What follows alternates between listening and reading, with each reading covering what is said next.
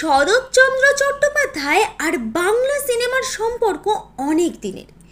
তাঁর ছোট গল্প থেকে উপন্যাস সব কিছু নিয়েই বাংলা চলচ্চিত্র সব যুগে রমরমিয়ে কাজ করেছে, সে সাদা কালো যুগে হোক অথবা রঙিন যুগে।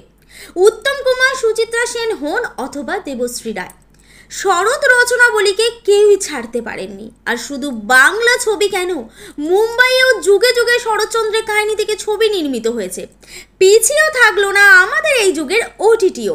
হইচই অরিজিনালসে আসতে চলেছে শরৎচন্দ্রের পরিণীতা, আর ললিতার ভূমিকায় আর কেউ নন, আমাদের রায়পুণ্যা আরাত্রিকা। ললিতার বেশে সম্পূর্ণ মোহময়ী লাগছে তাকে, ঝাঁপিয়ে পড়েছে ভক্তকুল। আর হবে নাই বা কেন? মিটে ঝরার পর থেকে রায়পুণ্যা দর্শকদের রীতিমতো নয়নের মণি। মেকআপ রুমে তার সাধারণ রেল নিয়েই দর্শকদের মধ্যে হইচই পড়ে যায়।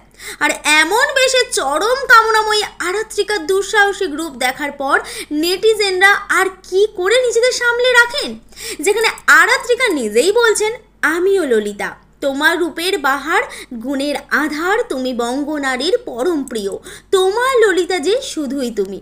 এবার মাত্র আর কিছুদিনের অপেক্ষা, খুব তাড়াতাড়ি সকলের মন জয় করতে মানুষের হাতে হাতে আসতে চলেছেন ললিতা আরাত্রিকা।